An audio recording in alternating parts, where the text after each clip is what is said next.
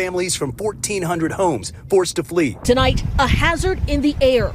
Thick gray and orange smoke billows from a chemical facility in Conyers, Georgia, after a fire today forcing nearby residents to evacuate. Right now in Cincinnati, people are being told to leave in the Cleves area, all because of a chemical leak. A rail car is leaking styrene. The aftermath of Hurricane Helene still inflicting maximum pain on communities in North Carolina and Tennessee. Many still cut off from power, running water, and communications. Milton is the strongest storm recorded on the planet this year. Prepare. This is no joke. If we're fortunate enough that it turns and doesn't hit us directly, great, but be prepared.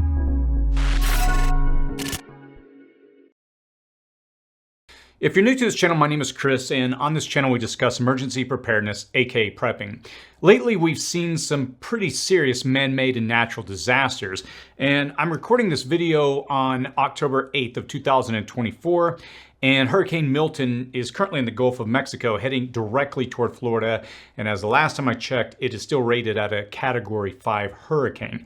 Now, in these types of scenarios, you need to be able to move your family quickly to safety and potentially survive on your own for several days until help arrives. And this is why it's so critical to have a bug out or go bag ready, because it's necessary for yourself, your family, and your pets. In this video, we're going to cover the essentials for building your own bug out bag, or as some call it, a go bag, that can help you handle sudden evacuations to keep you and your family alive. Because when the clock's ticking, preparation is everything. Here's what we're going to cover in this video. We're going to talk about what you should have in your go bag and how to set them up. Next, we'll discuss where to store your gear. In this segment, we'll cover very important considerations that impact the food and other items that you store inside these bags. And then we'll finish with the discussion of how to bug out. So let's go ahead and jump in. Now, before we dive into the specifics of our bag, let's begin by showing the absolute basics of what you'd want to have if you have to bug out or stay in your home after disaster. The first thing is water. It's advisable to have at minimum 1 gallon of water per person per day. Right here we have a 5-gallon water storage container. You can pick these up online and at most sporting goods stores. The next item that you're going to want to have is a 3-day supply of non-perishable food per person, and also you have to think about your pet. I mean, you can go to the store right now and you can pick up simple things like canned soup, different canned food items, and these items are going to store, as long as you rotate them, they can last for quite a long time, and as long as you keep them in a, again, cool, dry place. So again, these are great options if there's a disaster and the power's down and you just want something that's simple and quick. Now, the next items is your family's prescription medications. I advise people to at least keep a checklist somewhere with all these items and to put that medication on that checklist, because if you see these items, there's a disaster and you run out with them, you may forget your medication. So definitely consider that one. The next is some type of battery-powered or hand crank radio. These types of radios, they have a hand crank on them. They can pick up the NOAA weather channel where you can listen to updates and hear what's going on. There's obviously a lot of smaller options. And ideally, you want to get something that has a USB plug-in on the back. And the reason being is that you can plug in your USB charger into these in the back, and you can use these to charge your phone. You just have a hand crank here that you can use to turn, and it may take a while, but at least you'll be able to power enough to, again, if you still have cell phone coverage and you want to be able to use your phone, that's a very useful thing to have. Now, the next item is a flashlight. And the last item that I'm going to cover here before we jump into our bag is some type of wrench. And these are useful and necessary to turn off utilities. A lot of times, at least where I live, if there's any kind of disaster, we live in an area where we're very prone to earthquakes. One of the things that we're always recommended and advised to do is shut off our gas line, and maybe you have a water leak inside. Again, same thing, being able to shut off those utilities that come into your house would be critical. So you're not scrambling around trying to find that while maybe there's a gas leak or something like that. The last item is some type of basic medical kit. Now, you can build your own, and you can also pick these up online. They have the basic items to treat things like maybe bleeding or burns, or maybe a splint, if someone breaks a bone. But again, when these disasters happen, you're not going to just be able to call 911. You're going to have to be your own first responder, and a lot of times you'll have to stabilize somebody in order to transport them or get them to some type of medical care. All right, so let's move to our next items. Now, before we jump into the actual contents of this bag, let me just take a quick second to explain an option that I'm getting a lot of feedback on from people that are in these areas that have been hit by Hurricane Helene and North Carolina. I'm getting some real-time feedback. One of the things I talk about a lot on this channel are solar generators. These are small devices or batteries that you can connect to solar panels, and you can output AC or DC power in these devices, allowing you to power various critical devices that you may need after a disaster. One of the things that people are pointing out in these areas is that fuel is running out, things like propane, gas. People are getting in line and they're using it up very quickly. And so if you combine this with something like a solar panel, you would be able to power small devices, things like your cell phone, maybe if you're trying to charge various ham radios or other pieces of equipment that you would need to communicate. And again, something like this is not going to power big items, appliances like refrigerators. These are great from a bug out perspective of having something small, portable, light, that you can throw in with the rest of your gear that we're covering if you had to head out quickly. And again, combined with a solar panel, you would be able to sustain yourself and power different critical devices for an extended period of time. And so if you are interested in this model, I'm releasing this video on October the 9th, and they're doing a two-day promotional on their Prime Day deal, where they're basically dropping the price nearly in half, along with a coupon code. And again, I'll post links to this EcoFlow River 3. This is one of their newest models they've just rolled out. And again, I test these all the time. I'll just tell you up front, EcoFlow is one of the manufacturers that I recommend without any issue. They just have continued to create and innovate really high-end products. So again, I'll post a link to this down below along with a coupon code. So let's go ahead and jump into the other items in the bug out bag. So let's break down our bag and the other items that you want in addition to the solar generator that we just covered. Now, while this video focuses on bug out bags, do you necessarily need a bag? No, you can put all these items that we're discussing in a storage container like a storage tote that you may get at something like Home Depot or Costco, but obviously a bag makes it much easier to transport them, especially if you're forced to walk. And again, everything that we're going to cover in this video, I'm going to put links in the description and comment section below. Now, let me explain a few items real quick, and then we'll get into the bag. First of all, with my bag, I keep a pair of boots. The reason being, and also if you'll notice, I keep a pair of socks in these, because if there's a disaster, I'm not going to be trying to run around the house scrambling to find these different items. I keep this right next to my bag. So again, I can just quickly grab that and go. Additionally, I do keep a baseball cap. As you can see, I have no head covering, so having some type of cover, and again, in my case, a baseball bat, makes a lot of sense. Where I live, we have a lot of sun. And this last item right here is when we talk about security, I think you know what I'm talking about here. I don't go into detail on these kind of items because of YouTube's policies, but the point is having your own security and making sure. Again, I try to imagine that in a scenario, disaster scenario, the best of humanity will come out, but there's always unfortunately going to be opportunistic individuals that may try to take advantage of the situation. And having that in place, I have a CCW license, so that's just something that I have on standby. I don't keep it with the gear, I keep it locked and secure, but I do have a checklist with these items in my garage, so I know, hey, I've got to grab that before we head out. All right, so a lot to say to get here to this point. Now, the reasoning behind this bag, again, we want something that we can grab if we have to head out quickly, and these are all stored and prepared. And there's a few considerations. You have to consider weight distribution. Let me just explain that really quickly. You'll notice when I begin to open up the bag, what I do is the heavy items are here. They're right up against my back toward the top. They're not at the bottom and they're not at the very top. They're shifted right here to be up against the top of my back, right here in this area. And I'm going to put an image on the screen that shows the weight distribution that's recommended. Typically, if you have a sleeping bag, you want to put that there. And the items that I need to be able to quickly grab, and things like flashlight or other, things that are just kind of small miscellaneous items, I put those on the top. And again, the goal is to keep the weight up, the heavy items close to the top of your back, and to keep your center of gravity stable so that you're not too low or too high, throwing you off. Now, one of the other things is you want to make sure that the items that are important are accessible and easily grab. You can easily grab. For example, I'm going to be drinking water, flashlights. I used to do a lot of camping, and having that flashlight where it's accessible makes it really, really easy. So what I'm going to do is I'm going to start going through this. I'm going to open up the different compartments, and I'll explain the reasoning. So let me explain kind of top down. As you can see here, on the very top, I've got this solar panel, and it's a small collapsible solar panel. I believe it's 28 watts. and I can actually hang this on my backpack as I'm hiking. Inside this bag right here, it's got some carabiners that allow me to connect the bag onto, or rather the solar panels onto my bag. Now I've also got different types of cords in here. This is a iPhone ready adapter here on the end, plug in. If I pull this off, I've got a standard USB-C. And so make sure that you have different options for, different devices. Again, if you have an iPhone or something that uses USB-C, and what you do is you plug it right here on the top, or rather this little area, and as you're charging it off the sun, you've got this in place to keep necessary items, primarily maybe your cell phone or other important communication devices, you can keep those powered. And I do bring this up because we live in a world where we're so dependent upon different devices, electronics, namely our cell phone. And again, having a way to power those if the grid goes down would be important. As we also covered a second ago with the radio with the hand crank on it, if you carry that separately, I have that in a separate tote apart from our gear.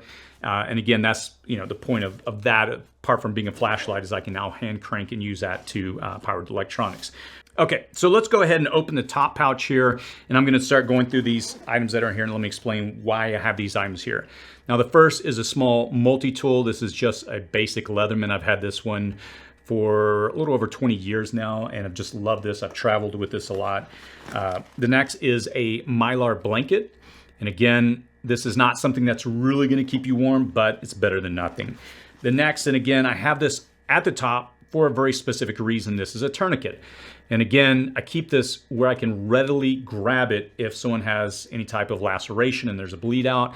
Being able to get to that, and I'm not having to dig through my bag, where is it, etc. I just have that ready, and that's why I keep it right here at the very top. Now this one is a Silcock key, and this allows you, I live in a city environment, hence the name of my channel, City Prepping. And again, if you go on the side of most commercial buildings, they have the different water spigots, but you'll notice they don't have an actual handle to turn. It's because they use these types of locks, or rather these types of, you have to have a special tool to open them, and this one allows you to do that. All right, so let me go into the other pocket here and see what I've got. Now, I've got money, small bills. I keep about $100, and I keep them in 10, 5s, and a few other small denominations. Now, the reason being is because I don't want to carry just $100, because if I go into a store and they can't make change, hopefully I can at least, say something costs $15 and I've only got, 2 10s. Well, okay, $5 lost, but it's better than losing that whole 85 if I only have 100. All right, so the other items in here, let me go through these, are a fire starter kit. Now, I want to again explain that everything I'm covering here, I'm going to put in a spreadsheet, and I'm going to put it down below, so don't feel like you got to take notes as we go, but I'll break it down from a category perspective in the spreadsheet. But again, I just want to kind of walk you through and show you as I'm pulling things out. Now, this first one is a Bic lighter. And again, this is just in a little case. And again, it's designed to keep it from accidentally being lit. One of the comments I often hear on my videos when I talk about lighters is I have a lot of smokers point out Bic lighters is the way to go. And you'll also notice that I've got it wrapped with duct tape, and that's on purpose, or Gorilla tape. And again, instead of carrying a big roll of Gorilla tape, which again adds weight, I just decided to wrap it around this right here. A few other things in here. I've got a just a fire starter, and in case, for whatever reason, the Bic lighter is not working, this is just, you spark it off, and you can actually scrape some of the, I believe, is it manganese? I forget, but you can scrape some off and start that. And the same thing, this is wet fire, and what it does is you can, put this on any type of material and start it, and it will catch right on fire. So it's just an accelerant that I want to help me start a fire. The other thing is a light stick, and this is rather a glow stick. And so if you break these, they create a light. Now, the reason I carry this is for the obvious reason of a light, but if you were to also take and tie this to the end of a paracord and you were to swing it in the dark, you can signal where you're at in case you're lost or you need somebody to find you. So I kind of use that for signaling as well as actual, using it for light. Let me pull a few other items out here. Okay, this next one is a basic respirator mask. Where I live, we have fires. I'm in the fire season right now, so having a good respirator is very important to me. The next here is just a headlamp, and again, you'll notice I'm keeping a lot of these items in Ziploc bags, and that's on purpose. One, it helps with some things being organized. For example, all the fire starting items are in one bag.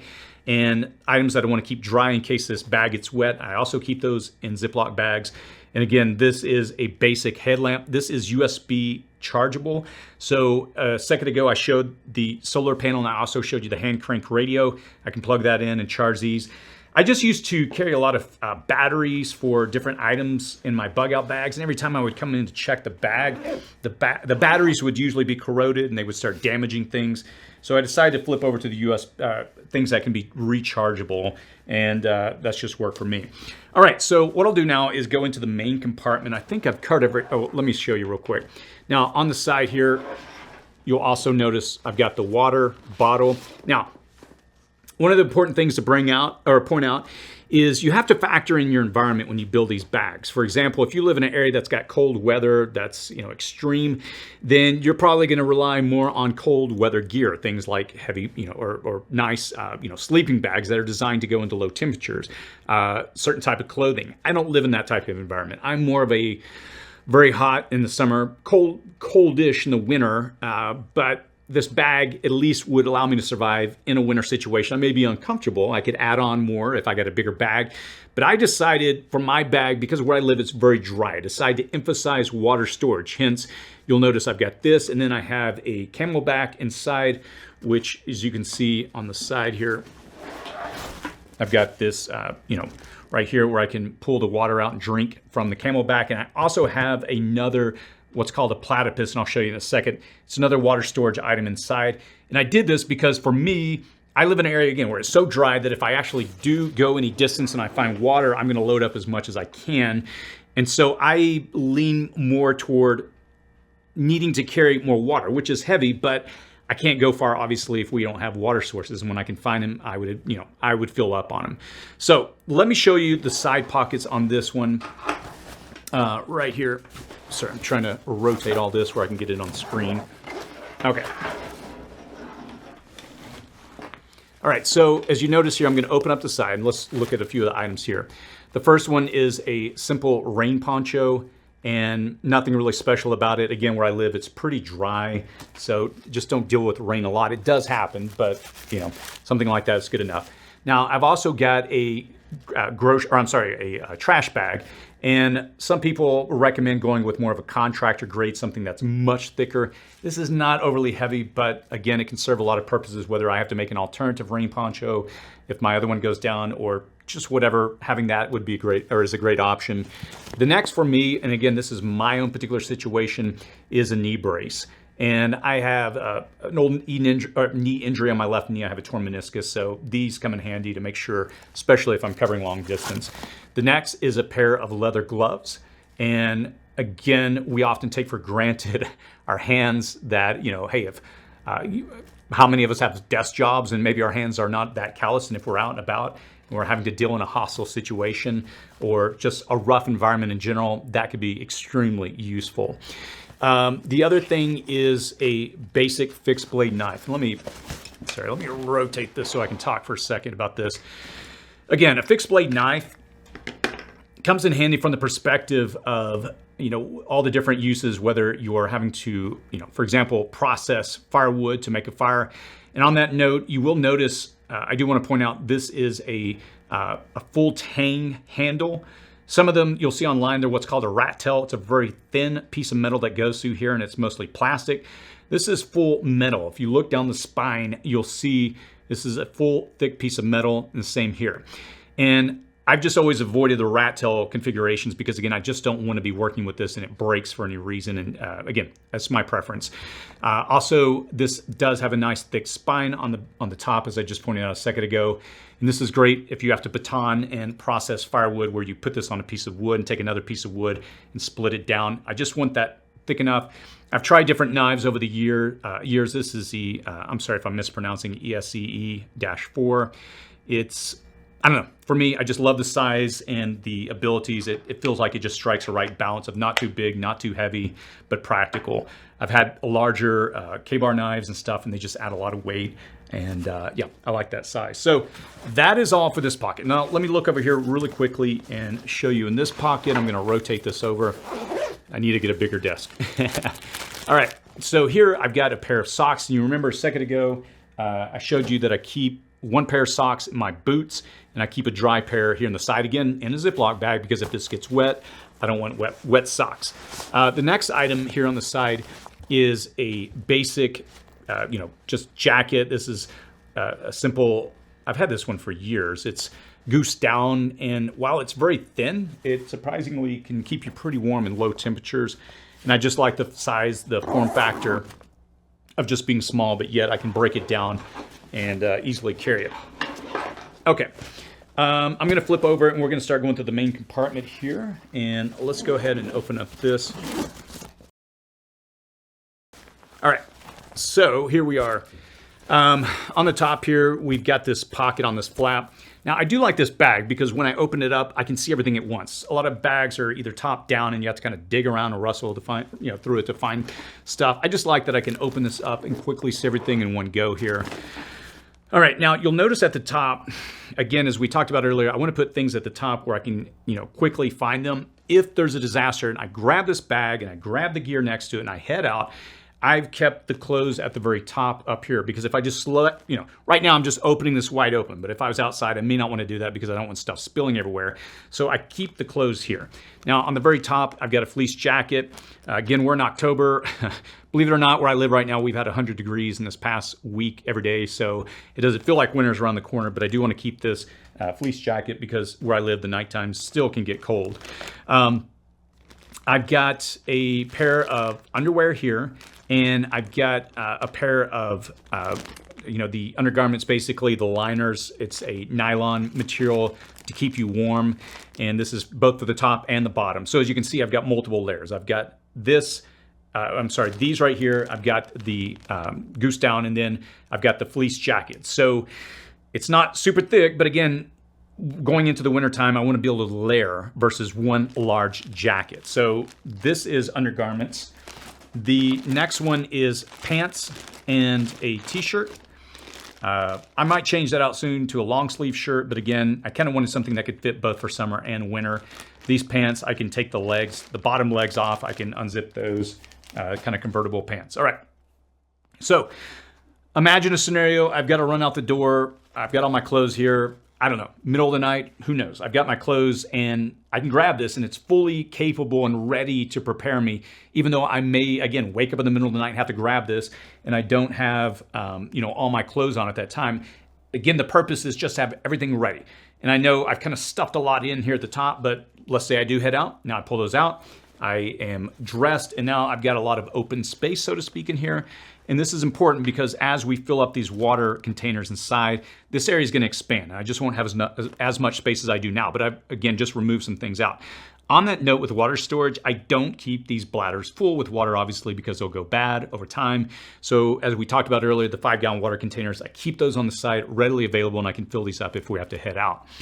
Now, while we're talking about bags, one of the other things I didn't mention is weight. A fully loaded backpack should not be too heavy. When I was younger, I used to mountain climb in Colorado and New Mexico. I could carry back then about 45 pounds. We did expeditions. I was just in a different place as far as my health. I was a lot lighter, a lot stronger. But at my age where I'm at now, I'm still in decent shape, but I have not trained carrying this type of gear around. You have to kind of build up to that. And again, if you have not, and you may say, well, I used to when I was younger, you're probably not going to be in the shape to be able to do this now. So you want to keep this gear at around 10 to 15%, no more than 20% of your overall body weight. Again, I weigh 160 pounds. 10% would be 160, and I think 15 pounds is roughly around 23, 24 pounds. So if you aren't sure whether you're in condition or not, you're probably not unless you've been actively working out. So the goal is, in order to keep the weight down, again, or you want to keep your weight down and make sure that you keep yourself in condition, because every ounce becomes a pound as you begin to go down as you begin to hike, things feel heavier very quickly. All right, so let's continue on. And again, that was just a side note for things you got to consider. At the top, as we talked about earlier, if I were to open my bag, once I have my clothes on, I've got my medical kit here. Now, a second ago, we showed you the tourniquet that was at the very top. So inside here, this is just something I built years ago. And I've got a lot of basic items. I've got a pair of gloves, if there was some type of bleeding or anything that I got to deal with, sunscreen, and let me bring this over here for this camera so you can see a little better. I've got some an ace bandage here if someone were to sprain their ankle. I've got different types of medication that if there was an insect bite or sting, these would come in handy. I've got pain medication, some ibuprofen, some Advil, these types of options. Let's see here. I've got different types of BZK towelettes. I've got anti-itch cream here. And again, just make sure that you're considering if you're out and about and whatever. Again, I think I feel so bad for the people in North Carolina right now. A lot of them are cut off. They have no services. And something like this would be huge if someone was injured or just any type of problem they may run across. Some of the other items in here, this one I got years ago is a sealant. It's for wound sealants. If you were to actually have a laceration, it's kind of like, you remember when we were younger, we played with crazy glue, stick that on our hands. Yeah, it's kind of like that, but for wounds. Again, this one is, I believe, an anti-diarrheal medication. If you've ever been out and about and you've gotten sick, especially diarrhea, yeah. This is an anti-clot material. Not quite, well, it's called a clotting sponge. And then I've got a various array or assortment here of different gauzes, again, treating different wounds. I've got some moleskin. And again, we talk about this when we're having to hike. Having moleskin, if you develop a blister, that would be a huge, again, I've done enough hiking to know how important that is. And then I've got an Israeli gauze here. Not quite a tourniquet, but they're not too dissimilar in some ways as far as healing or dealing with any type of major trauma, laceration, and being able to quickly resolve that. Okay, I'm gonna kind of just push some of these items out of the way and just keep moving here. All right, what do we have next here? Now, again, as I talked about at the top of the video, I live in an area where water is a major issue. I've got a lot of heat issues where I live.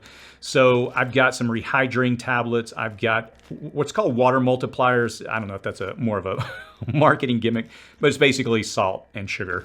And again, these tabs to, again, if you've ever been dehydrated, you know how bad that is, especially when you lose salt and you need to replenish that. I've done marathons before and that's no fun when that happens. I've got Zip Fizz, and these are B12 energy options. So again, if I need a stimulant to keep me going. And lastly, I've got water purification tablets. And as you notice, again, the theme here of this bag is water. And we'll talk about filtration in a moment. But this is purification. Most water sources, usually, at least in an urban environment, will probably not carry viruses, but there's no guarantee. So again, adding one of those would help you with that situation. All right, this one here that I'm just pulling out, I always mispronounce that. Is it a shamag? I always call them shegma, and people point out in the comment section, that's wrong. So anyway, this is a large bandana. When I was in Afghanistan, these were very common. They're used to protect your head, to keep, your body, your head area, to keep, sun off. They can be used as a, kind of like a bandana, but they're just much larger. If you had to develop or build a sling, if you were to have an injury, if you wanted to pre-filter water, these would be valuable. If there was any type of cut and you just need some type of bandage to stop bleeding. Again, bandages serve so many purposes for emergency preparedness, but having this is something that I feel is very valuable in my gear. And one of the things I do want to mention as we're going through here, because I'm going to pull out food, and I mentioned earlier at the top of the video or earlier that, you want to make sure where you store these bags, you consider temperature. Where I live, our garage gets very hot, so I keep the food items in the laundry room, which is next to the garage, and I have all the food there so that if we were to bug out, I have to leave, the food items are in one box. We can grab those and later add those in here, because extreme heat is going to damage these items in here if they sit in the garage, especially the food items and some of the medical items that we have here. So you want to make sure that you're not storing all these items in a very, very hot area. Okay, so let's continue on. This one, I've got pictures of all our family members in here, our kids, my wife and I, and I've got a lot of information as to who to call, what to do if there's, we get split up, where to go, who to call out of state, because if we're all trying to call each other locally and we don't have phone reception, if we somehow do, it may be difficult to get a hold of each other. So we have what's called an operator, somebody out of the state that we would call and that we would check in with.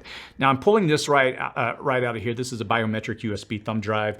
And I'm bringing this up because I store a lot of sensitive information on here, important documents that if we have to leave, instead of grabbing a bunch of documents, I've already scanned and added those on. And again, this USB thumb drive will only operate if it recognizes my fingerprint. Okay, so as we discussed a second ago, food. I've got some protein bars. These are a couple of 100 calories each, not a whole lot, but I've got this kind of like a C ration, SOS emergency food ration, 3,600 calories. What is this? It's essentially, it's basically kind of like a honey wafer. Again, we're not talking about complete nutrition here. We're just talking about getting by, giving you enough energy to get through, especially if you're having to move a lot. And the other food item in here is an MRE. And if you're not familiar with MREs, meal ready to eat, these are self-contained food options that have their own usually internal heater, so you can warm up food. This is what's often, or what is used in the military. And again, I only carry one of these due to the weight.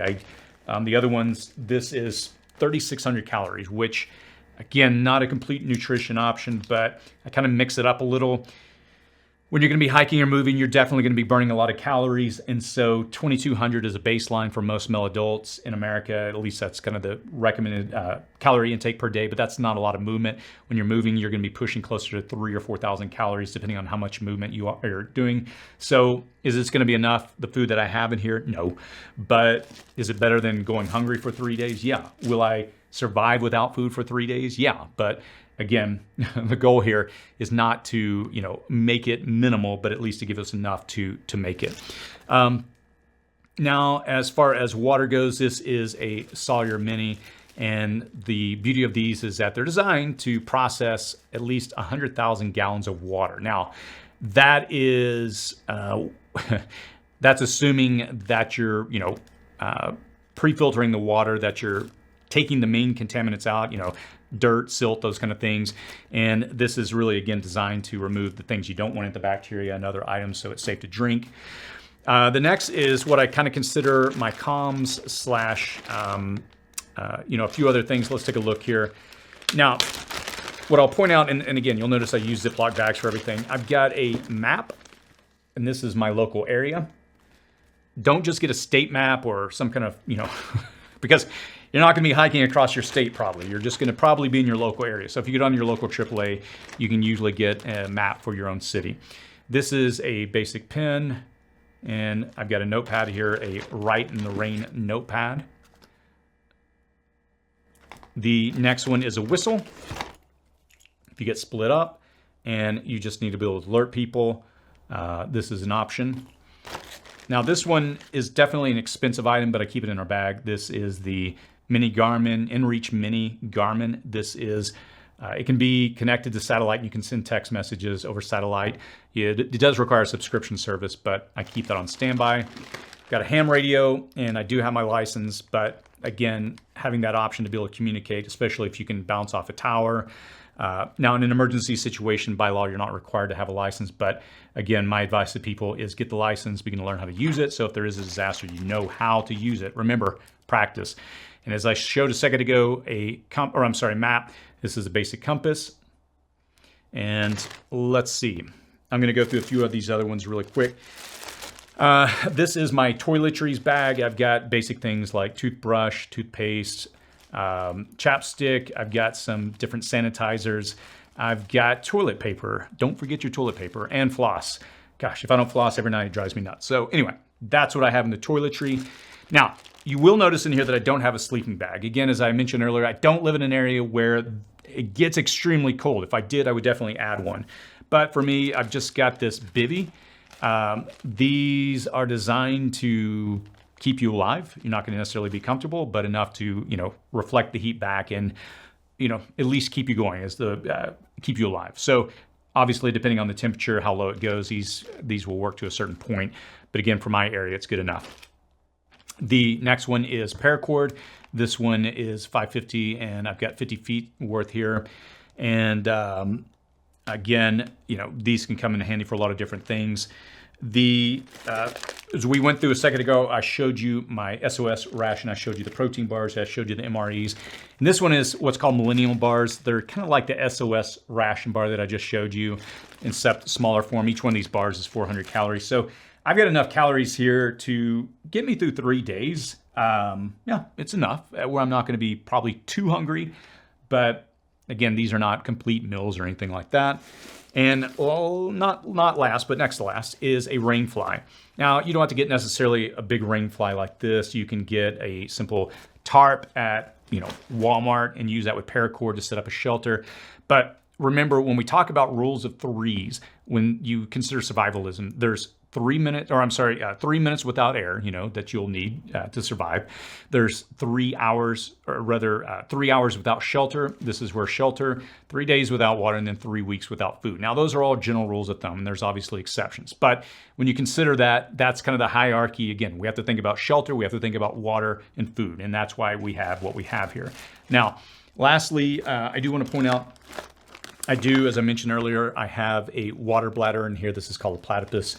And essentially, if I were to come across a water source, I want to be able to load up. I know it's going to add a lot of weight to the bag, but I would have to factor that in based on how far I have to go. And maybe I have to start dropping other gear to sacrifice in order to carry more water. But I want that option. Again, as I talked about earlier, based on where I live. If you live somewhere where maybe it's freezing outside and it's cold, but you have a lot of water sources, and having all these water options to store is not important as maybe having items that would allow you to stay warmer. So again, consider the different things that you have to think about when you consider your specific location.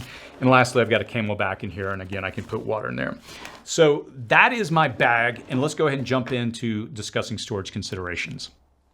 Storage considerations. A lot of times when I watch videos on bug out bags, I don't really see much discussed about where to store your gear and the different aspects that you have to consider. And again, I talked about this a second ago, but you need to consider temperature and light. Those are your biggest enemies. Temperature, as I said a second ago, higher temperatures are going to begin to destroy things, your food, your medical supplies, different items in here that are not designed to handle high temperatures for a sustained period of time.